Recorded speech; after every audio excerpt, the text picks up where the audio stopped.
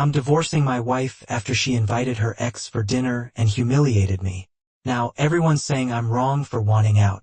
We have a 4-year-old girl together, and Mary and I have been married for 5 years. She was an undergraduate, and I was completing my master's degree when we first met in graduate school. I quit my job after getting married, but I had to go back to work when our baby was 6 months old since Mary's salary wasn't enough to support the 3 of us. Many arguments resulted from that choice, since Mary believed it was disrespectful to her in some way and demonstrated my lack of confidence in her skills. I tried to persuade for weeks that this was not related to her ability, and that in my opinion 2 salaries would be preferable to 1. After she learned she could take some time off work to spend with our daughter, she finally warmed up to me after being angry with me for a long time. The drawback was that I ended up doing all of the housework in addition to my job. Mary says her job is more physically demanding than mine because she works as a personal trainer at a nearby gym. She believes that since I work from a desk, I should take care of the majority of the housework, despite working longer hours. She said home chores shouldn't be too hard for me because I don't perform much physical activity at work. We had agreed when I first started working that she would assist with at least some duties, but every time I returned home, the job was only partially completed.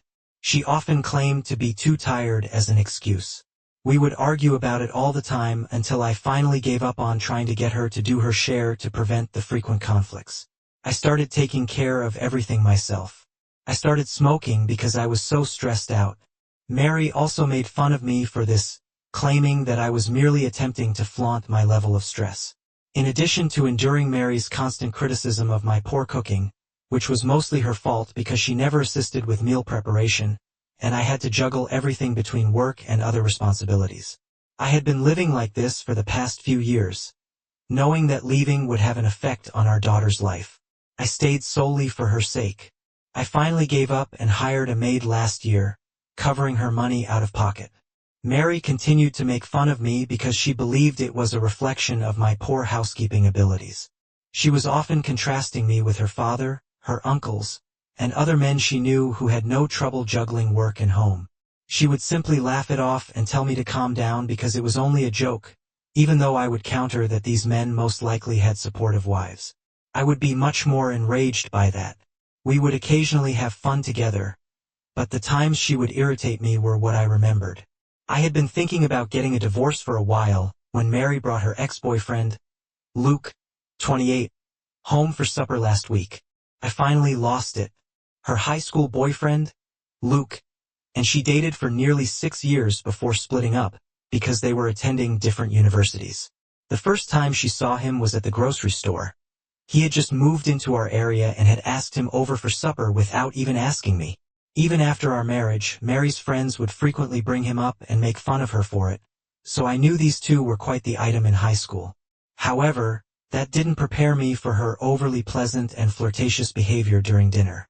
She was clearly attempting to irritate me, and it was succeeding. That was the second strike. The third strike, she began making jokes about what a messy house husband I would be, and how fortunate I was to have my career as a justification. Otherwise, she wouldn't be able to explain to any of my guests why I'm such a bad cook.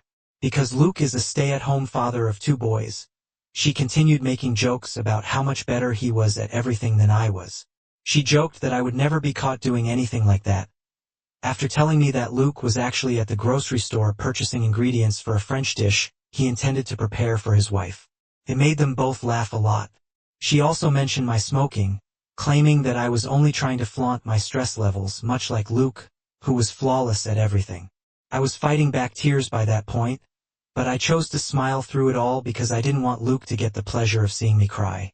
I decided to leave after serving them ice cream for dessert, because it was an embarrassing experience. I waited until Mary went to bed that evening. This wasn't odd because I typically clean the dishes at night and don't go to bed until she's sleeping.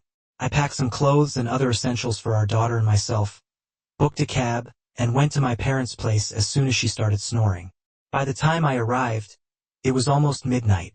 I started crying as soon as my father opened the door, and I attempted to explain. My little girl, who was irritable and perplexed, started crying as a result. Since I wasn't sure whether Mary could take good care of her while I was away, and I didn't want to leave her to find out. I had to bring her along. Without asking, my parents took us in, and when they put my daughter to bed, I was at last able to collect myself and tell them everything. Mary called me in a hurry the following morning to find out where I was. The worry in her voice vanished, and she burst out laughing when I told her the truth. Announcing that I was going to file for divorce, she advised me to just come home and stop the turmoil. I became so enraged by that I began ranting at her, accusing her of being a misogynistic, lazy, self-centered woman. She finally appeared to get that I was serious when I told her that I would rather be single for the rest of my life than return to her. She began arguing with me on the phone, accusing me of exaggerating and making a huge fuss out of nothing. Rather than offering an apology, she asserted that there was no need to take things personally, and that her jokes were merely an attempt to lighten the atmosphere around Luke. The problem is that her jokes weren't hilarious. They were nasty and cruel, especially considering that I was already making every effort every day. She simply continued to test my limits. She began acting like the victim when she realized that this was more than just a joke, saying that I had been plotting my departure for some time, and that this was the final straw. Currently, all of our friends are texting me to tell me that I should prioritize our family over myself and not allow a few dumb jokes to ruin our marriage. Everyone keeps saying that I shouldn't ruin a home over some jokes, even though I've attempted to explain that there are a lot of things they don't know. Some people seem to feel more at ease when I posted an explanation of all I had previously discussed. Mary also noticed it and remarked that I should have notified her if these were my issues, and she would have taken care of them. I've been telling her these things for years, but it hasn't changed, so it's absurd. I just finished and it felt like I was speaking to a wall. But following that post, she began to insist that she only needed one final shot to make it work and that she would change and get better. She convinced some of our acquaintances to try to convince me to stay, by telling me that she would undoubtedly improve and make a fantastic wife. However, it irritates me that she is continually bringing up our friends. She seems to be using a deceptive and immature strategy, peer pressure, to try to talk me out of pursuing a divorce. Over the past few years, I've given her numerous opportunities to get better, but she's never done so. So, I don't think she's capable of changing anymore. Even if I stayed, I'm confident that she would attempt to make a sincere effort for a few months before reverting to her previous conduct. I'm tired of being a single father, even though I have a spouse, and I'm not getting any younger. She's hardly the ideal role model for our daughter, aside from anything else. I most certainly do not want my daughter to grow up in a home where Mary's kind of behavior is accepted. For the sake of my daughter, I stayed with her for a very long time, and now I'm leaving her for the same reason I filed for divorce 2 days ago. She was served today.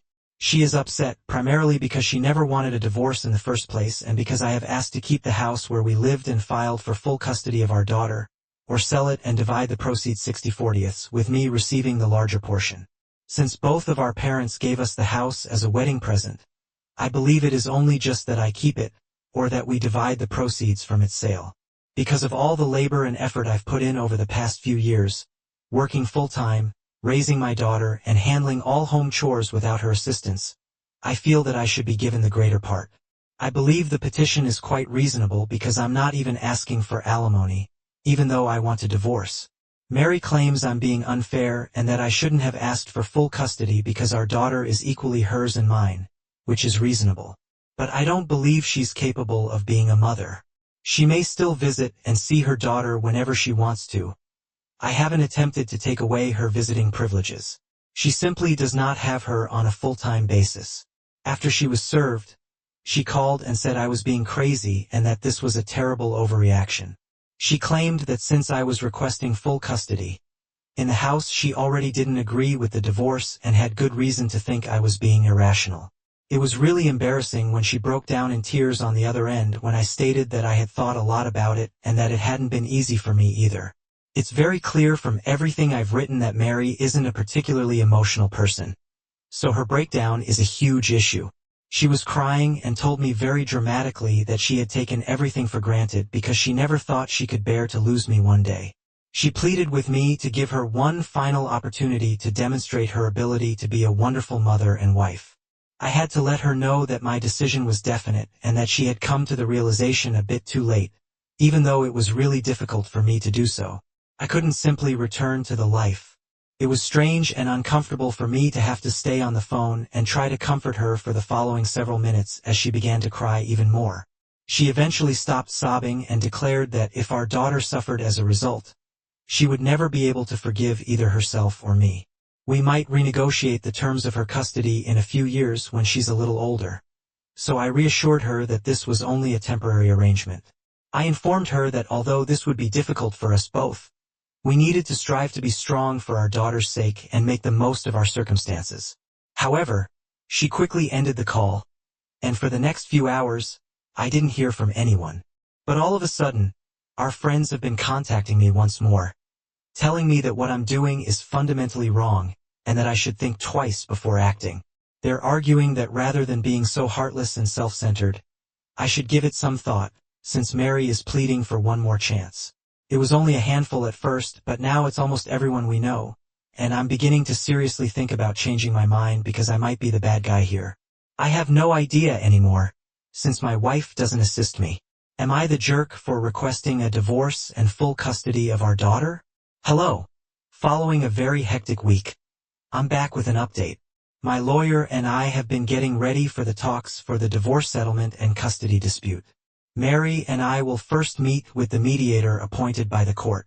The actual divorce process doesn't worry me too much, but I'm quite anxious about the custody dispute. Everyone keeps saying that my desire for full custody is absurd, but they don't see the big picture. Our daughter spends more time with me and always has, so I know she favors me. We all know that's not how kids operate, but Mary has always attempted to build a relationship with our daughter, just on her terms. Observing Mary's abrupt change into a worried mother has been one of the most annoying aspects of the previous week. She has been making false claims on social media about how much she misses her daughter and how unfair it is that she is unable to see her. She hasn't attempted to contact us, but she is welcome to come at any time. These posts have been reposted by a number of mutual acquaintances, who have added their own remarks about what a loving parent she is. The truth is very different. Even our daughter's daily schedule, preferred meals, and allergies are unknown to Mary. She called us only recently to inquire if our little one still enjoys dinosaur-shaped nuggets due to her current space-themed food obsession. Our daughter hasn't had those in more than a year. These minor details cast doubt on her capacity to serve as a main caregiver, given that I have been actively involved in our daughter's life while Mary has only occasionally done so. My lawyer believes we have a solid case. Everything from the doctor's visits I've taken our daughter to, the parent-teacher conferences Mary has missed, and the daily schedule I've kept up while working a full-time job are all being documented. The financial side of things is a complete disaster. Some preliminary documents were sent over by Mary's lawyer, who is disputing my request for the house. They contend that it ought to be divided equally because it was a wedding present from both families. Conveniently, they fail to mention that I have been responsible for all of the upkeep, fixes, and upgrades throughout the years. The incessant barrage of messages from people who hardly understand our predicament is what's truly getting to me. Even some of the gym patrons have contacted me to express their sadness and to tell me what a wonderful woman she has always been. They seem to be living in a different universe, where having a charming personality at work inevitably translates into being a good spouse and mother. My father-in-law's response has been the most unexpected development. He genuinely phoned me to let me know that he understood my decision. In contrast to the majority of our friends who have sided with Mary, he disclosed that during the early years of their marriage, he and Mary's mother experienced similar problems, but he decided to stay and try to resolve them. I could tell how that worked out for him, just by the resignation in his voice as he stated those words. All of this has been made possible by the tremendous support of my own parents. When I need to meet with lawyers or take care of paperwork, my dad has been watching our daughter while my mom helps me manage my financial documents. I've come to appreciate how alone and unsupported I felt in my marriage thanks to their assistance. To be honest, there have been occasions when the tension has been too much to handle. For the first time since I moved out, I found myself reaching for a cigarette last night, but I restrained myself. I came to the realization that my smoking was not a necessity but rather a result of my marital dissatisfaction. You get clarity in these moments, which is odd. Late at night, Mary has begun texting me lengthy texts that range from tearful pleas to irate accusations. She mentioned in her most recent message that she has been learning how to properly do washing and cooking by viewing tutorials. If it weren't so depressing, it would almost be humorous. At the age of 28, she is only now choosing to develop these fundamental life skills. Screenshots of Mary's private social media posts, in which she offers her perspective, have been sent by several mutual acquaintances. She presents herself as a loving spouse who was taken by surprise by a husband who had never expressed his displeasure. People are accusing me of being cold-hearted and speculating that I may be experiencing a midlife crisis in the comment section. That one made me laugh. It seems like I'm already experiencing a midlife crisis at the age of 35. My lawyer told me not to react to any of these provocations but to record everything. He claims that when she engages in this type of deceptive behavior in public, it actually helps our cause. It's difficult to avoid feeling under attack from all sides, though. Observing how much more at ease our daughter has been since we relocated to my parents' place is the one thing that keeps me grounded. She appears to be happier overall and is eating and sleeping better. Naturally, she still inquires about her mother, but she isn't as worried about it as she was when we all shared a home and things were tense. Next week is the date of my first mediation session. Even though my lawyer has prepared me for this, I'm still anxious. I'm aware that it will be a challenging process because Mary's attorney has already stated that they intend to vigorously oppose the full custody request. Every day that goes by makes me feel more certain about my choice, even with all the pressure and second-guessing from others. I've been reminded of what a supportive home is like by living with my parents for the first time in years. I'm getting enough sleep, and I'm beginning to recall my former self before I got so caught up in trying to make an impossible scenario work. As we begin the legal proceedings, the upcoming weeks will be critical. After the mediation session, I'll provide another update. But for now, I just wanted to express my gratitude to everyone who helped me with my first post, when I was most doubting myself. Your remarks kept me going. Update 2. Mary paid us a visit at my parents' house today, since my last update, which was a week and a half ago. I must admit that I was terrified of this encounter. This was most likely our final informal meeting before the actual legal process starts, as we have our mediation session in a few days. Given all of her recent passionate text messages, I anticipated this visit to be contentious. But today's events fundamentally altered my viewpoint on a number of issues. Mary was standing there when I answered the door, looking more put together than I had seen her in a long time. In addition to bringing a small gift bag for our daughter, she was dressed appropriately in a button-down shirt, rather than her typical gym clothing. Her manner truly caught my attention. None of the defensiveness or animosity I've been bracing myself for was present. Even when we were married, she seldom ever engaged in small talk with my parents. She talked to my dad about some local sports and inquired about my mom's garden. Yes, it was embarrassing, yet oddly polite. This unexpectedly normal conversation lasted for approximately 15 minutes before she asked to see our daughter. It took me a bit to answer because the way she asked, not demanded but asked, was already so different from how she usually behaves. When we entered the living room, our daughter was playing. Her whole face brightened when she spotted Mary. "Mommy!" she yelled, dropping her toys and sprinting directly into Mary's embrace. I saw their contact from the doorway. When I brought up our daughter's new space passion in the custody documents, Mary brought a new puzzle, one with spaceships, demonstrating that she had genuinely listened. Mary let our daughter take the lead in assembling it, something she had never done before. Typically, she attempted to regulate the activities and became irritable when our daughter did not precisely follow her directions. Hearing Mary inquire about our daughter's day, her daycare friends, and her favorite aspects of living at Grandma and Grandpa's place truly got to me. She truly listened to our daughter's meandering responses about the treehouse in the backyard and the neighbor's cat. I had never witnessed her interact with our daughter in this way in all the years we had been married. At one occasion, our daughter began to tell Mary about how I prepare rocket-shaped sandwiches for her. Previously, Mary would have made a snarky remark about my culinary abilities, but now she wanted our daughter to show her how to properly assemble a rocket sandwich. Our daughter took her mother's instruction extremely seriously, and they spent the next 20 minutes in the kitchen. Our daughter's question about when she may see her mother again was the true turning point. I was struck by the hopeful expression on both of their faces. Mary didn't try to control the situation or make demands right away. She simply stared at me while she awaited my answer. When it was time for Mary to leave, after they had finished playing, our daughter gave her a big embrace and invited her to return the next day. Mary gave me a curious look, and before I had given it much thought, I found myself nodding. Before Mary left, we had a little conversation at the door. She admitted that she had been a terrible mother thus far, without displaying her customary defensiveness. She acknowledged that she realized how much she had missed by not being more involved, after witnessing our daughter's growth and transformation in only these few weeks.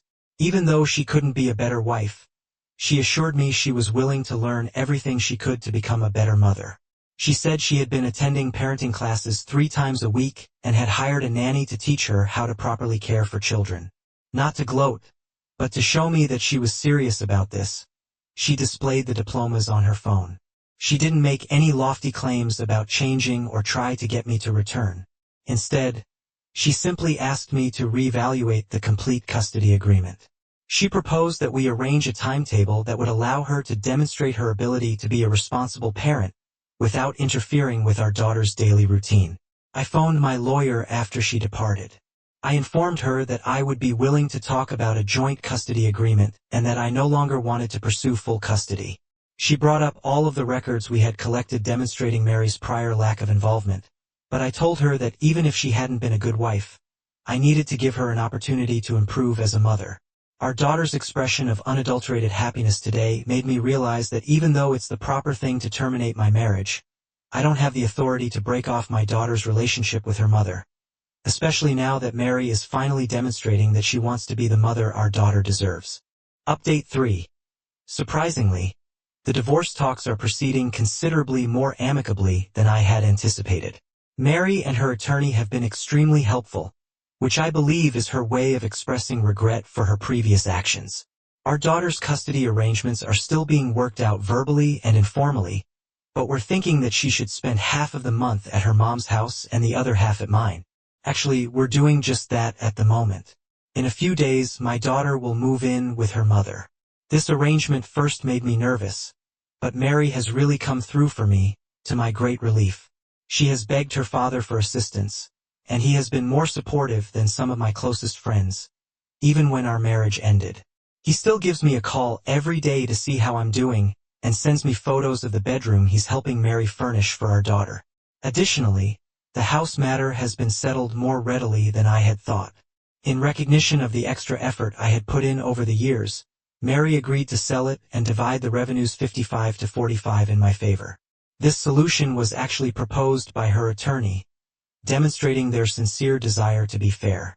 In addition, Mary has taken a co-parenting course, which was suggested by the mediator but not necessary through our new co-parenting app, which allows us to manage appointments, calendars, and our daughter's activities without having to speak to each other directly. She has been updating me on her progress. The way Mary manages our daughter's space has been the most unexpected development. Her apartment's spare room has been converted into a miniature planetarium, complete with ceiling-mounted, glow-in-the-dark stars.